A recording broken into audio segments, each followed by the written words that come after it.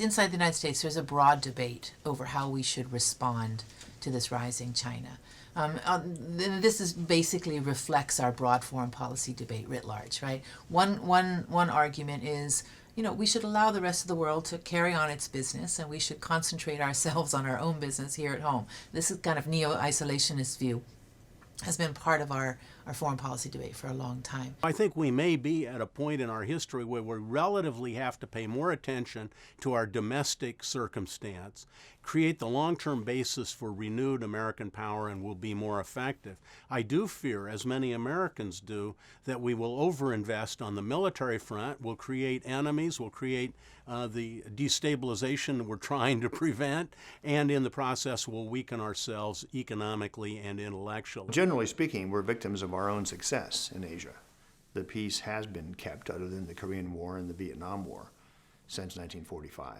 And so the illusion exists that the causes of war have been taken care of and it can't happen again.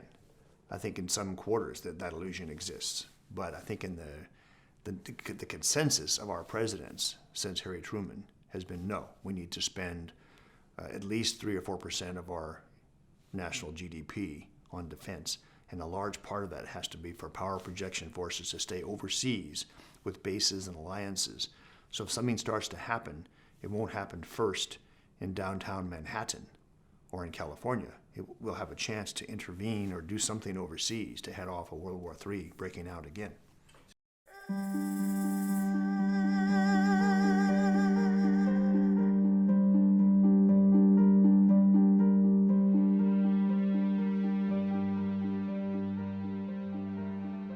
Polls suggest that the American public is war-weary and wants us to withdraw from overseas commitments. I think that some of the commitments we made in the last decade were probably excessive and hurt us more than they helped us. I also think that East Asia is where the action is, and that our future as a country is at stake, and so we need an active and ever-present policy. The idea that we may be taking on this new rising power in a very different Asia going forward, I think today is worrisome to many who think that we're kind of destined for conflict with China. That sooner or later this, even if it's a peaceful rising China, but sooner or later we're going to come into confrontation with this power. And I think a lot of people would like to avoid that. I come from a military family. My husband's retired military, my father, brother. So having a strong military in the United States is important to me, but I also see that they have a very large military, and I don't know. I mean, I hope that the calmness that has existed for some time between us, the relationships will continue to exist. I don't know if that's going to be the case or not.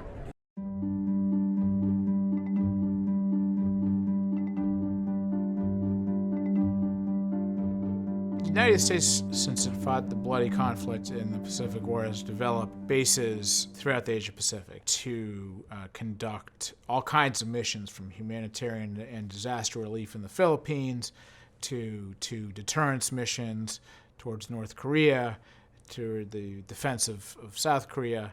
Our presence in the Pacific is quite frankly unparalleled almost in world history. We have had 300,000 troops forward deployed for close to half a century.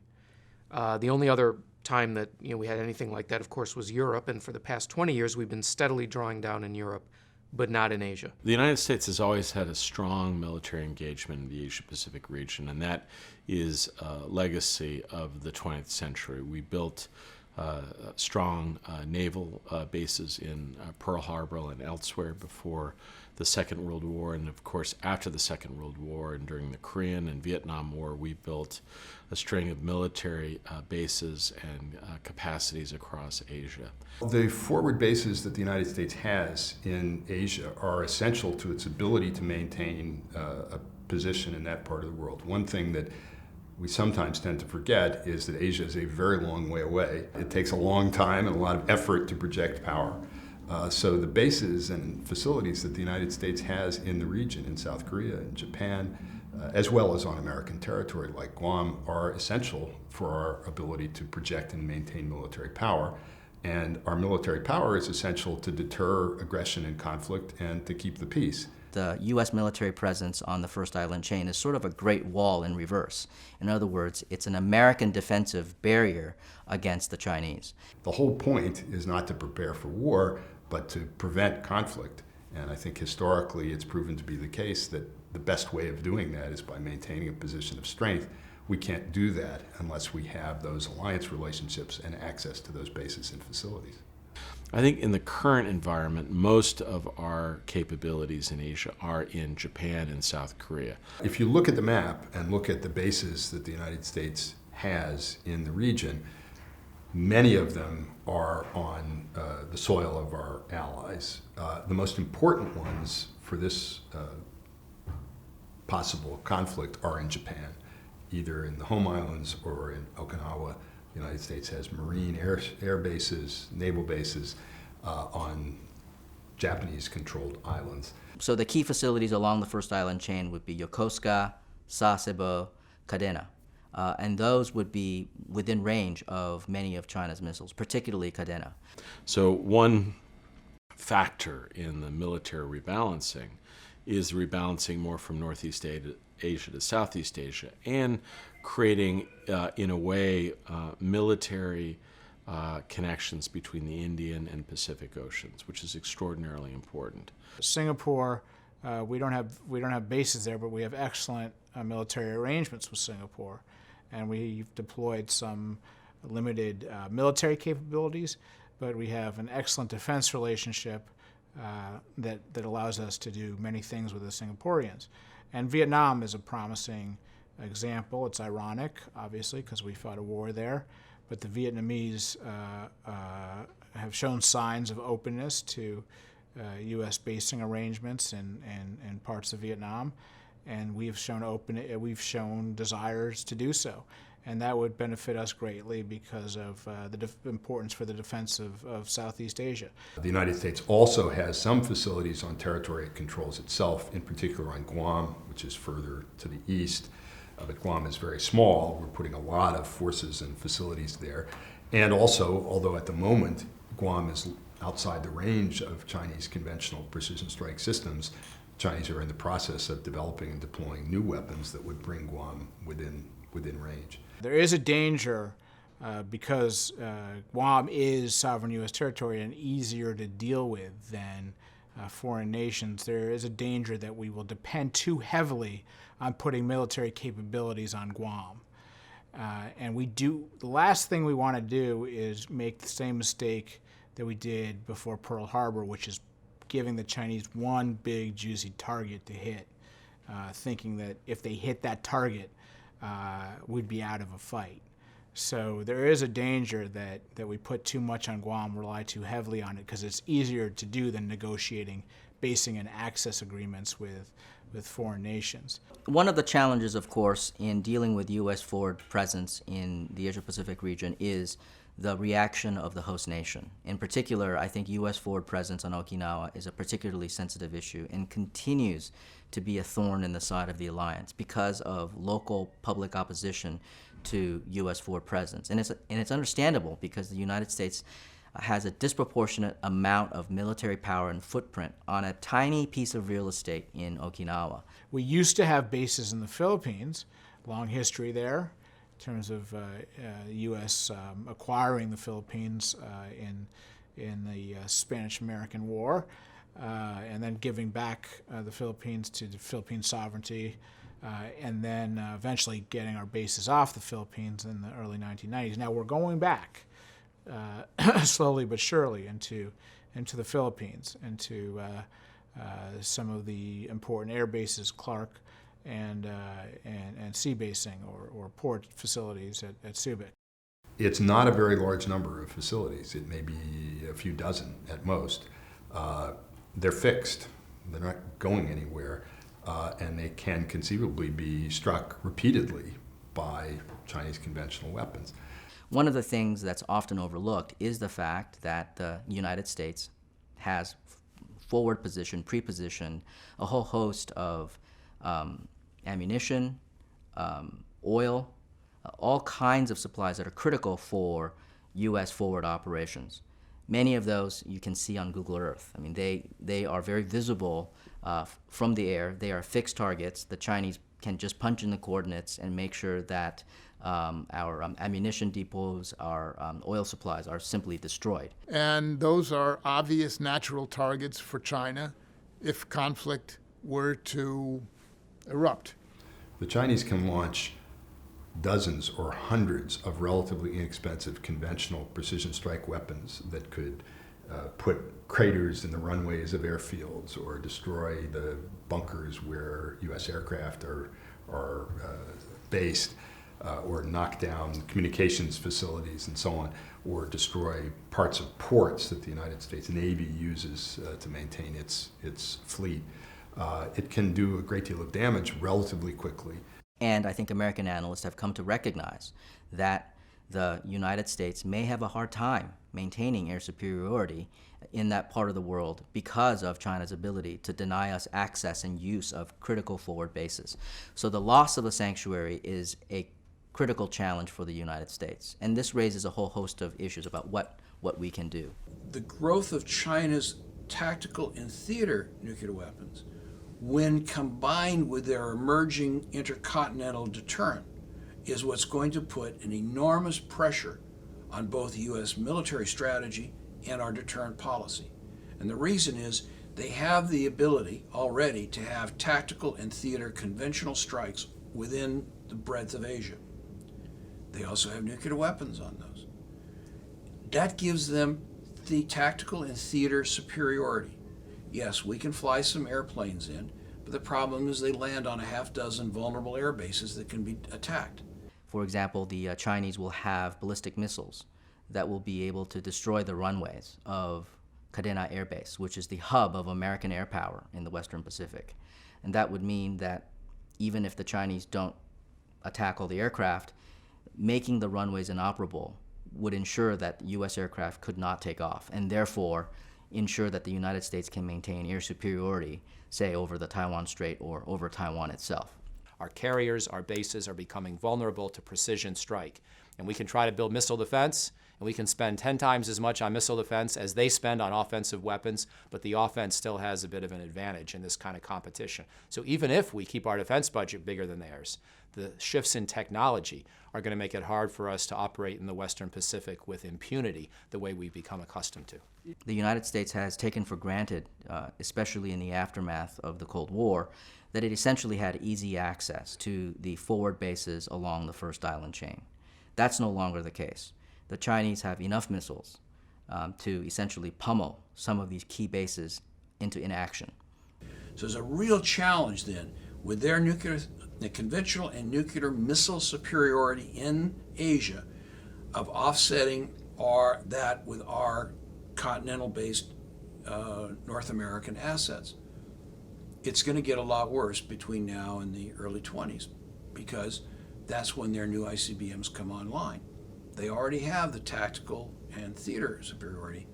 Once they can checkmate us with some perceived parity on ICBMs, and given that we have such a small, vulnerable posture in Asia, it's going to put a real challenge on our ability to offer deterrent to our allies. So our posture in that part of the world is somewhat precarious, and the question is how to make it less so.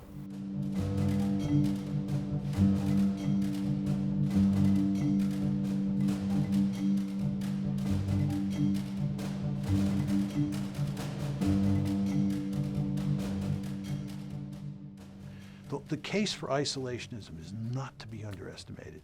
It's why the interventionist foreign policy establishment goes to such great lengths to discredit it, because the logic is so powerful. Roosevelt had a devil of a time defeating isolationism. It wasn't until Pearl Harbor that it was defeated. And the reason is it's just such an attractive ideology. We've always stood up as the first to help all the time. And that was great when we were doing really fine at home. But now when things are breaking apart here, I think that we should be spending a little more time and energy on our own problems than trying to solve the world's. Justifying the global military presence that the United States maintains today in a period of general peace has several facets to it. On the one hand, we do have these defense treaties, which I think continue to serve a useful purpose in terms of stability and ensuring security in the area. On the other hand, one could say, you mean a nation like Japan, the world's second or third largest economy, is not able to take care of itself? And this is a legitimate argument that has to be faced. And in fact, in the age of decreasing defense budgets, we may have to confront that question at some point. I don't have a problem paying for bases in Asia. I have a problem giving foreign governments money that's not helping our country. One might argue that what the United States should do if China continues to rise is that we should retreat to Hawaii or retreat to the continental United States, and we should pursue an isolationist strategy. But the first option is give up or pull back, concede part of what you think the rising power wants, and hope that you can satisfy their ambitions by conceding to them the part of the world or the interests that they most value. Option one you might call abandonment or appeasement, or a more polite word and maybe more palatable to an American ear might be retrenchment. And the argument here would be that it doesn't really matter whether China dominates Asia because it can't get at the United States anyway. We basically say, listen, China is a huge country. It's the biggest, most populous country on earth. It's half the economy of ours, and it's going to catch up at some future date. They are the central kingdom, middle kingdom in their own mind, within Eastern Asia. Let's just acknowledge they're going to be the first among equals, or maybe the dominant power in that part of the world. And the United States, which is half a world away on a different continent, can't forever compete, can't forever have the same kind of influence in the Western Pacific that China does. It just doesn't make sense. That would be the argument. This is actually a very powerful argument. If you think about it, we're separated from China as we're separated from Europe by two giant moats. The Chinese would have to come 6,000 miles across the Pacific Ocean to get to California. There's not going to be an amphibious operation that's 6,000 miles long across the Pacific Ocean. So not only do we have these oceans, we also have thousands of nuclear warheads, which are the ultimate deterrent. Furthermore, we dominate the Western Hemisphere.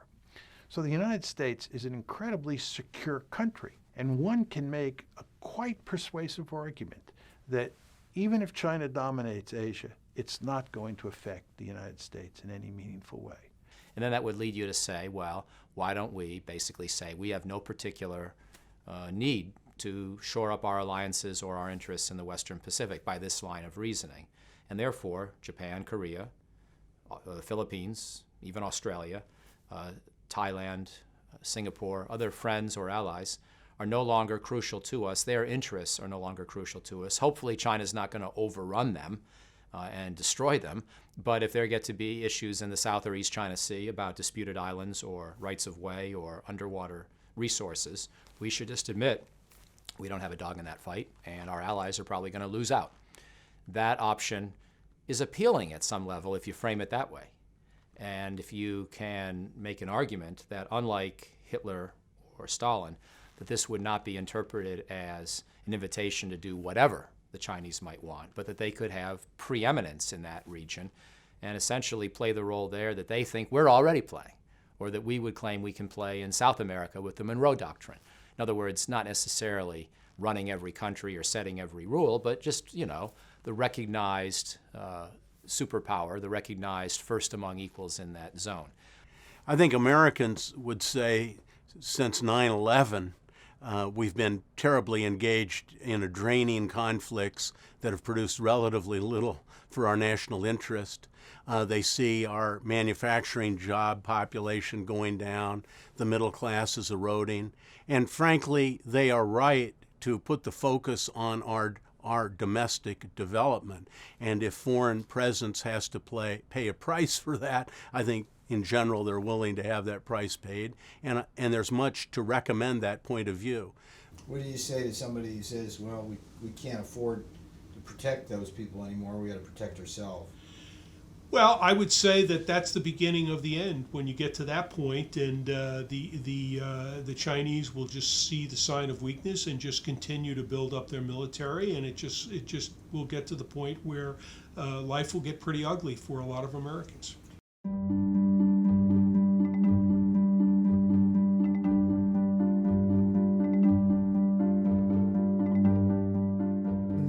ask the question of why the United States ought to bear the disproportionate burdens of providing for a security system in Asia. The Pacific is a big ocean, so a lot of Americans are going to ask, why do we care about Asia? I think the biggest concern that I would have is that if the U.S. feels that we have to come to the defense of someone in East Asia, that there may be some sort of skirmish between the two. I think the United States is going to try to avoid military, action, but I could see something over, for example, contested islands in that region. I would argue that it is fundamentally in American interest to maintain a strong forward presence in Asia. And there is a simple economic reason for that. American interests in the Pacific lie in what is, for shorthand, called the Pacific Century. The reason the United States has a great interest in Asia is because Asia right now is the central engine of the world economy. Almost every economic model that projects growth shows growth coming from Asia. Over 50% of our trade over the next decade is going to be with the Pacific. Asia is a major source of resources as well as markets. Increasingly, it's a center for the development of new technologies. The population's higher and younger. The economies are growing faster. They're getting more patents out there. Education is up.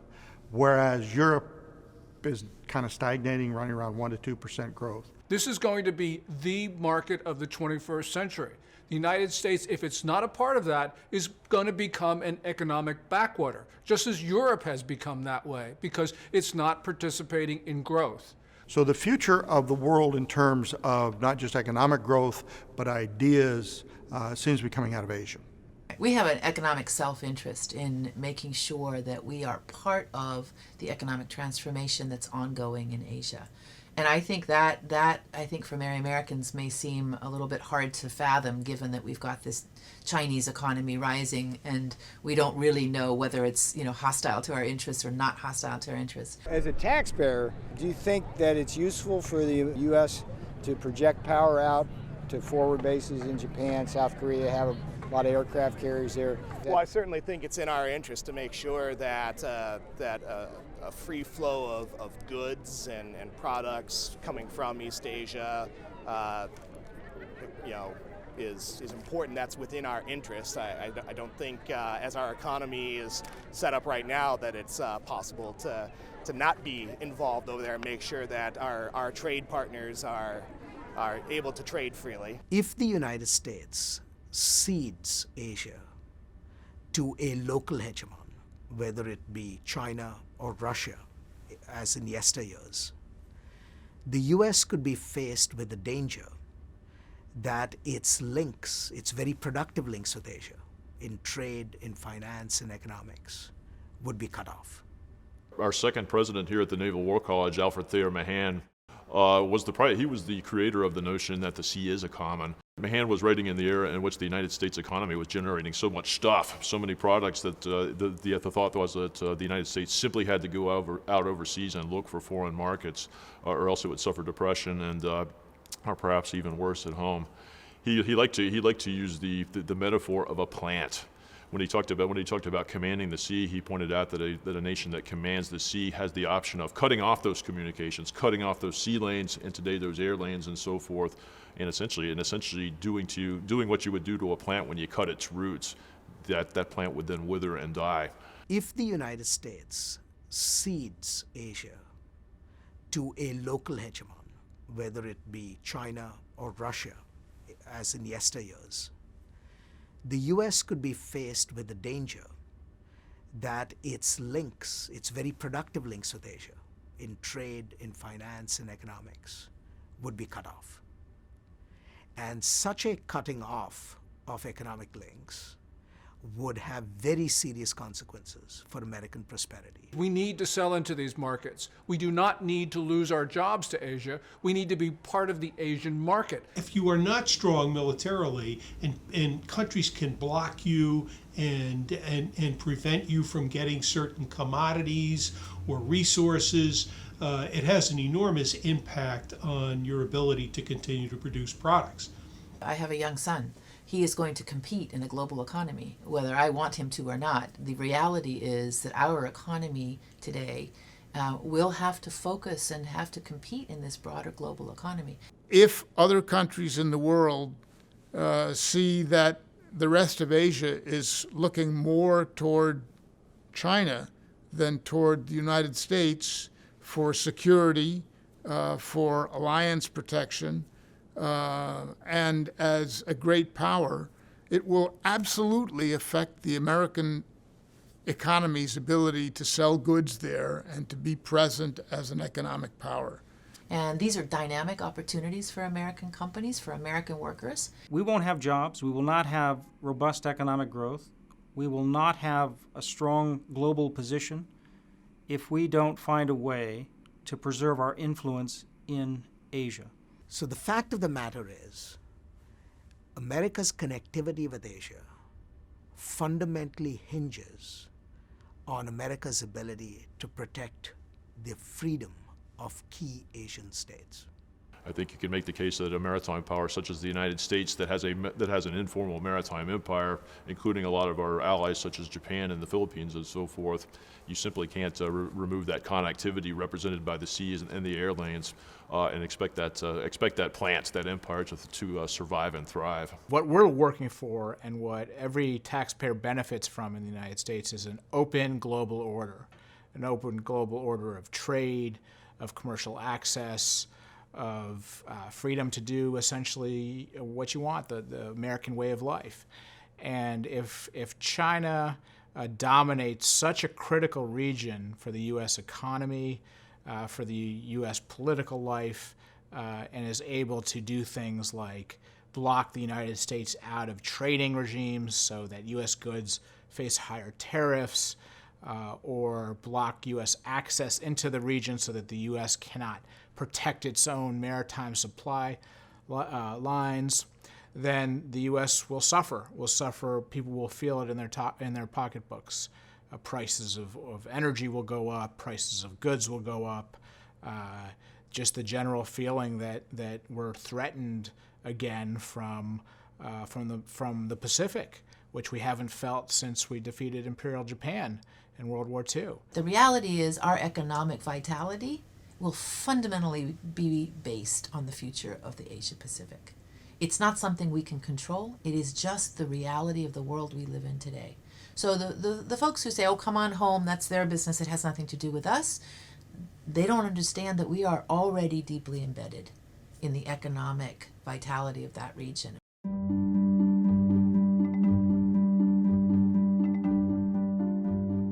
Right now, I think Asia is one of the more unstable, geopolitically central places in the world.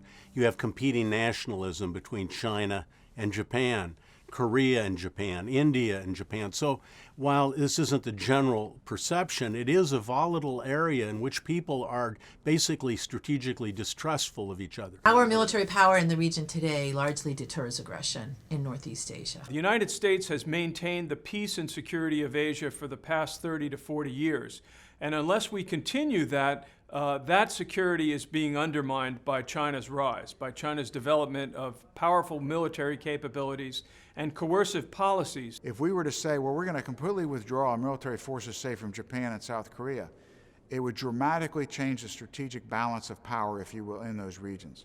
It's in the direct U.S. interest as well as in global security interest to keep our forces, those forces present that are required to reassure our friends and allies and to thus ensure security and stability in the area. Some of what we see going on now in this part of the world, tensions between China and the Philippines, for example, or tensions between China and Japan, have directly to do with the attempts of the Chinese government to extend their influence and to impose their interpretation of who should have the rights to resources and water and land on other powers. For example, we have a treaty with the Philippines. The Philippines is a poor, developing country that has a very, very weak defense and is being challenged by the Chinese over a section of islands off the coast of the Philippines. And if we abandon those areas, the Chinese are we've just emboldened them to take over whatever they want to take over. If the United States were not there, China would be able to do that because it's increasingly powerful in relation to its neighbors. The United States has a very deep interest in ensuring that force is not used by any country to grab a rock or an island away from another country. When you think about the consequences of the United States pulling back, you have to then appreciate the sweep of history in Asia, including China's dominant role through most of history, and the fact that it doesn't accept its neighbors as equals. The United States, has been the dominant power in Asia Pacific since the end of World War II, has ensured that those historical grievances did not come to the surface. If we pull back, we are guaranteed that some of those historical animosities, some of the distrust, some of the racism, some of the bad blood that has been spilled between these countries and peoples will definitely come out. The people ties are not showing some of the trends we'd hope for. It looks like actually the more people interact with each other around the whole region, this is not just US-China, but including India, Vietnam, Japan, the more they realize they don't like each other. That's why we see tensions right now between Japan and China. That's why we see tensions between Vietnam and China. Those tensions are there, but they're suppressed. We deter open conflict from breaking out. I think the Chinese respect our military power. They may not be comfortable with it, but they certainly respect it. We made a commitment that we'll be there. We have our ships there. We have our planes there. We have our treasure there. We have our Marines there. We have our Air Force there. And we can't pull the plug on them. We are the ultimate guarantors of peace and security in Asia. That's why the region has developed so fast. Without us there, this would never have happened. And that's why countries in the region want us to be there. That's why they're demanding us to be there. If we're not in Asia and able to function as we have in the past, as an impartial guarantor of stability and security in that part of the world, someone else will take our place. In this case, there's no doubt who that someone else is. It's China. And China has a very different view of the countries in the area, of economics, of how to increase economically, of control of the seas, of freedom of navigation than we do. Most Americans don't think about this, but the reason that the United States is wandering all over God's little green acre, sticking its nose in everybody's business, is because we are free to roam. We have no threats in the Western Hemisphere that pin us down. Now, if China is free to roam because it's a potential hegemon, it can roam into the Western Hemisphere. It can develop friendly relations with a country like Brazil or a country like Mexico. It could put a naval base in Brazil, much the way the Soviets were putting troops in Cuba, right? So what the United States fears about China dominating Asia is the possibility that it will not invade the United States, but that it will move into the Western Hemisphere, form a close alliance with a country like Brazil or Cuba or Mexico, and become a threat to the United States from inside the hemisphere. So for us, peace and prosperity is indivisible. We can't say, oh, we'll just trade with Asia without also having the military and security relationships that we have. This is indivisible. One follows the other. You cannot divide the two.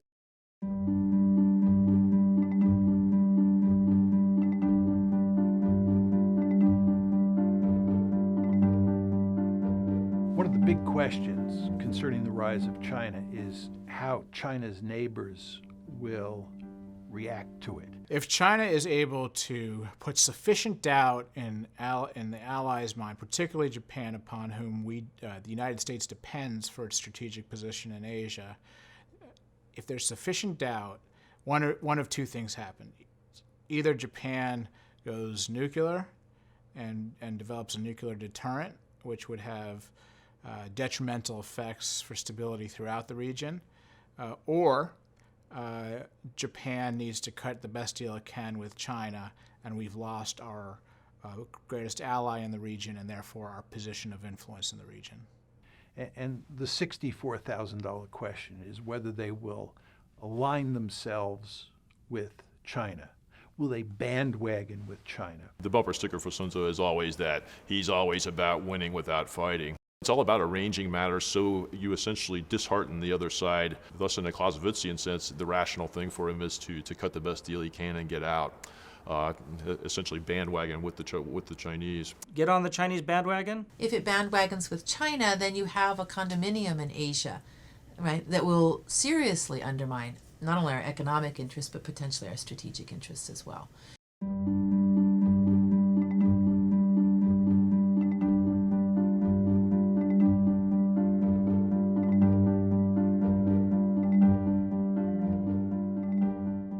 Given the distrust in Asia, one choice for Asian nations is they proliferate with nuclear weapons.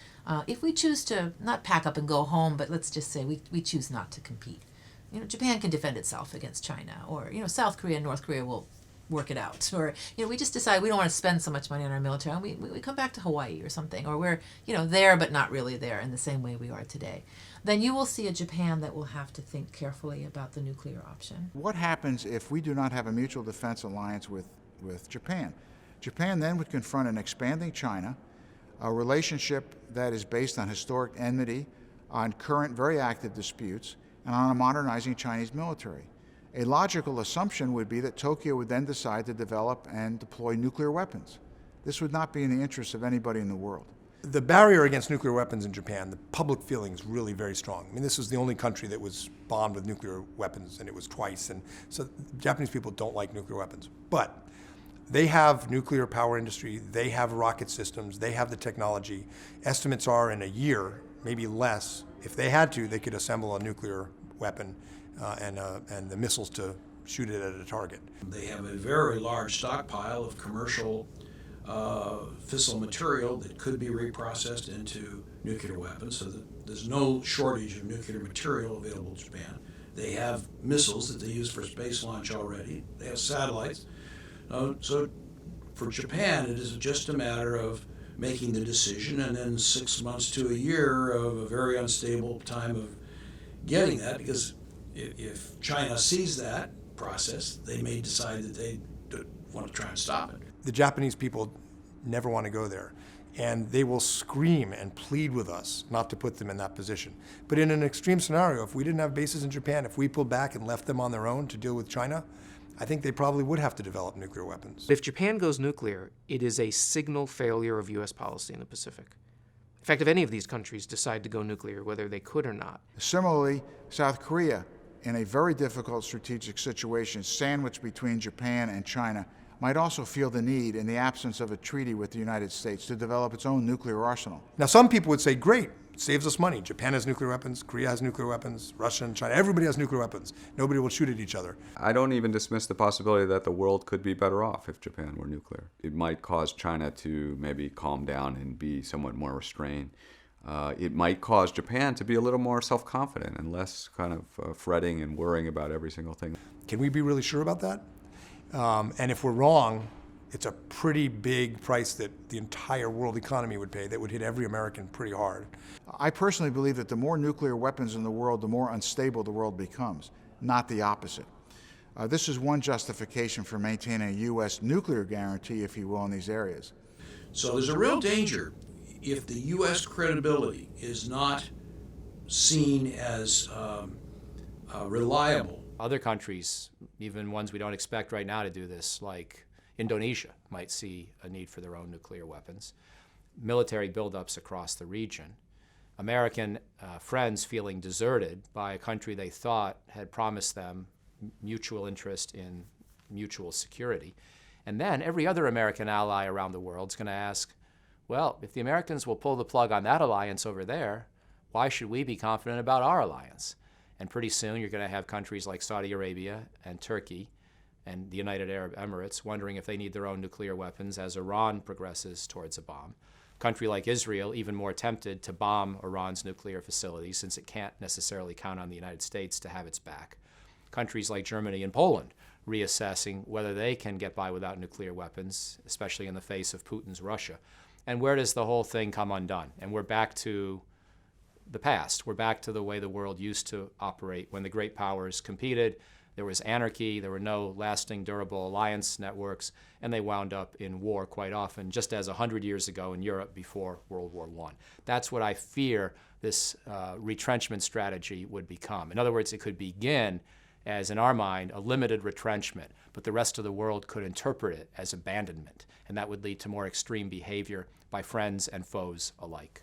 The problem with making arguments about why we need to do things is it's much easier to argue why we don't need to do things. It was famously said that security is like oxygen. You don't know that you have it till it's gone. And the U.S. military provides that oxygen every single day in all of its activities around the world. And you won't start feeling like you're choking until that oxygen is gone.